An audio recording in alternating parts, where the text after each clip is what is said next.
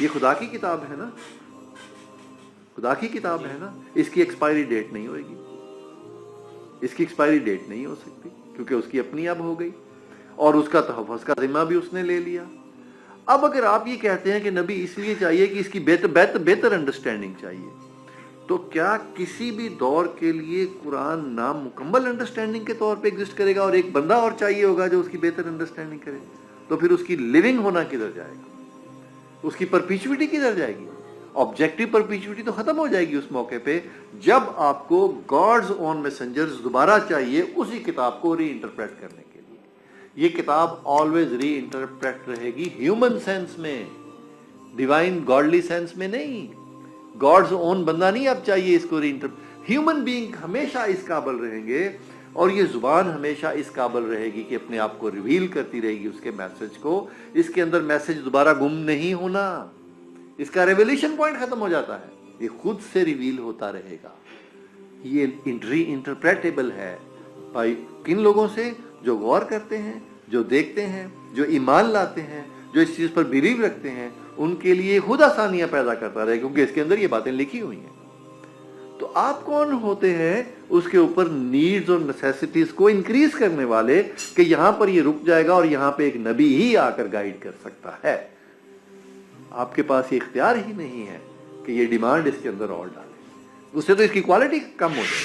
اسی لیے حکمت خداوندی نے یہ فیصلہ فرمایا کہ کوئی نئی نبوت نہیں بھیجی جائے گی اور کوئی نیا نبی مبعوث نہ ہوگا۔ اس فیصلے کا اعلان بھی کتاب مبین میں کر دیا گیا۔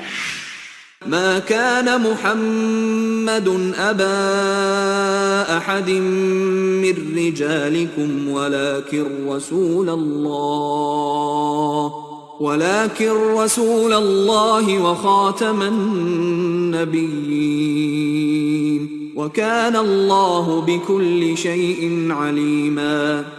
محمد صلی اللہ علیہ وآلہ وسلم تمہارے مردوں میں سے کسی کے والد نہیں ہیں، بلکہ خدا کے پیغمبر اور نبیوں کی نبوت کی مہر یعنی اس کو ختم کر دینے والے ہیں، اور خدا ہر چیز سے واقف ہے۔ تمام مفسرین کا اس بات پر اتفاق ہے کہ خاتم النبیین کے معنی یہ ہیں کہ آپ صلی اللہ علیہ وآلہ وسلم آخری نبی ہیں۔ آپ صلی اللہ علیہ وآلہ وسلم کے بعد کسی کو منصب نبوت پر فائز نہیں کیا جائے گا۔ چنانچہ امام غزالی علیہ الرحمہ فرماتے ہیں، بے شک امت نے بالاجماع اس لفظ خاتم النبیین سے یہ سمجھا ہے کہ اس کا مفہوم یہ کہ آپ صلی اللہ علیہ وسلم کے بعد کوئی نبی نہیں ہوگا اور نہ رسول، اور اس پر اجماع ہے کہ اس لفظ میں کوئی تعویل و تخصیص نہیں، بس اس کا منکر یقیناً اجماع امت کا منکر ہے۔ رسول اللہ صلی اللہ علیہ وسلم کا رحمت للعالمین ہونے کا میں اس طرح دیکھتا ہوں کہ انہوں نے ہمارے لیے، اپنی امت کے لیے، اگر ہمارا اللہ کرے خاتمہ بالایمان ہو جائے، ایک بہت بڑی رحمت کریٹ کر دی۔ پہلی تمام امتوں کو یہ سوال درپیش تھا کہ آپ اس کتاب اور اس نبی کو فالو کرتے رہیں، آپ ٹھیک ہوں گے، اور آنے والے سچے نبی کو فالو کریں گے تو ٹھیک رہیں گے، اگر آنے والے سچے نبی کو نہیں فالو کریں گے تو پھر آپ غلط ہو جائیں گے، اور آنے والے غلط نبی کو بھی نہیں فالو کریں گے، غلط نبی کو نہیں فالو کریں گے، سچوں کو کنٹینیو کریں گے تو آپ ٹھیک رہیں گے۔ ایک کڑے امتحان میں سے وہ ہمیشہ گزرتے تھے، اور سیکوینس بھی یہ تھا کہ ایک کے بعد دوسرا نبی آ رہا تھا۔ دیکھو آپ کی ساری امت for all times to come سب سے بڑی آزمائش سے بری کر دی گئی ہے۔ یہ رحمت للعالمین ہے کہ اب میری امت کو وہ والا کڑا امتحان قیامت تک نہیں آئے گا جس میں ان کو اپنی شریعت کا ریویو کرنا پڑے، اپنے نبی کا، اپنے کتاب کا، اپنی ریلیجیس انڈرسٹینڈنگ کا ریویو کرنا پڑے۔ نبوت اس سینس میں رحمت تھی نا، تو اس سینس میں تو نبوت کا نہ ہونا اب رحمت ہے، رحمت ہے۔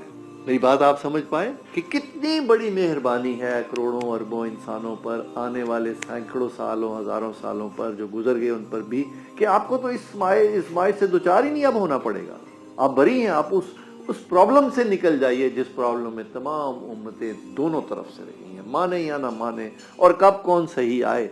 دیکھیے جیوز ٹرائب آباد ہوئے ہیں مدینہ میں اور مکہ میں جا کر، کہ ان کو کہیں تھا کہ ایک نبی نے یہاں آنا ہے اور ہم غلطی پر نہ ہو جائیں. کیا بات ہے، آپ کو تو کوئی ایسا فکر ہی نہیں ہے، آپ کی تو نسلوں کو کوئی ایسا فکر نہیں ہے، آپ کے آباء و اجداد کو ایسا کوئی فکر نہیں ہے. یہ ہے رحمت للعالمین کہ سب سے کڑے امتحان سے آپ کو باہر نکال دیا گیا.